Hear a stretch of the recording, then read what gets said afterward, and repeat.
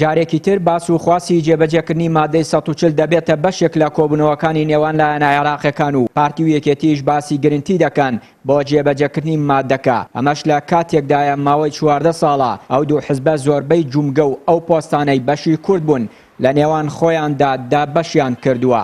سەرۆکی ئۆفیسی کەرکووکی مادەی 140 دەڵێت لە ڕابردوودا ڕێککەوتنە ئابوووریەکانی نێوان هەرێم و ناوەند وای کردووە کورد گرنگی تەواو بە کەرکووک و ئەو ناوچانە نەدا.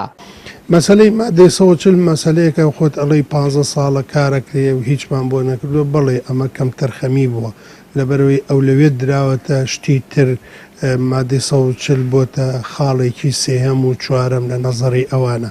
مەسەلەن یەکێ لەو بابەتانە کە قسەیانە کرد مەسەلەی اقتصاد بوو.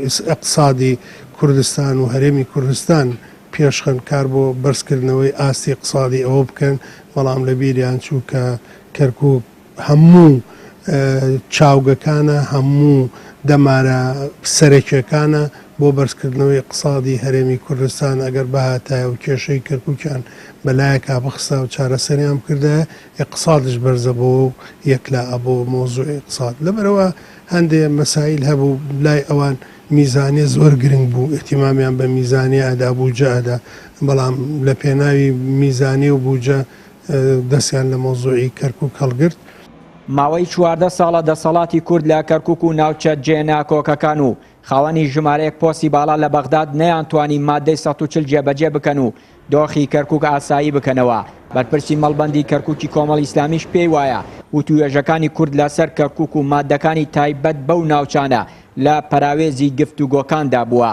چاودێرێکی سیاسیش دەڵێت کورد دەبێت لە بەرامبەر ڕێککەوتنەکان و جێبەجێ نەکردنی بەڵێنەکان وەکو کارتێکی فشار کشانەوە لە حکوومەتی داهاتوو بەکاربێنێ. مادەی 140 لەو مادەی کە پێرسە کورد زۆر شانازی پێوە کرد هەموو جارێکە لەگەڵ حکوومەتی ناوەندیان ڕێکەوتن ئەکرا ئەم کەرکووک و هەموو ئەو مادانەی کە تایبەت پەیوەست بوو بە کەرکووکەوە لە پەراوێزدا قسەیان لەگەڵ ئاکرا نەک ینی نەبووبوونە خاڵی جەوهەری گفتوگۆکانی نێوان هەرێم و بەغدا. بۆیە زۆرجار لە نێوان ئەو سەفقە سیاسی کە لە نێوان هەرێم و حکوومەتی ناوەندیە ئەکرا ئەو بەرژەوەندیە باڵایانی کە وەدەست ئەخران بۆ هەردوو حزبی دەسەڵات زۆر لەوە گرنگتر بوو کە باسی کەرکووکی تیا بکرێ. ئەوەی کەوە گرنگە بەنسبەت کوردەوە جێبەجێ نەکردنی ئەم مادەیە هۆکاری زۆرن.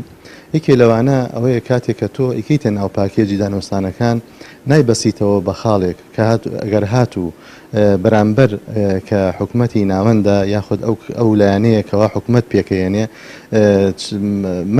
مەرجی جێبەجێنەکردنی مادەی 140 کە لە پاکێجی دانوستانە تۆ کارت لەسەر کردووە ئەگەر هاتوو جێبەجێ نەکرد تۆ هەڵوێستی چییە بێ؟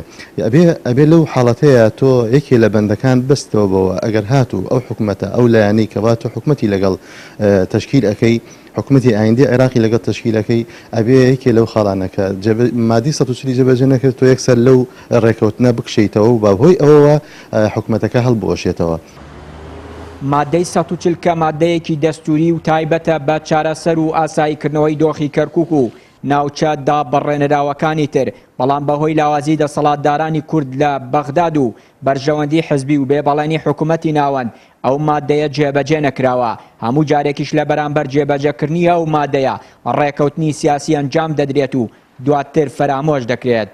چیانووری کەناڵی ئاسمانی پەیام، کەرکووک.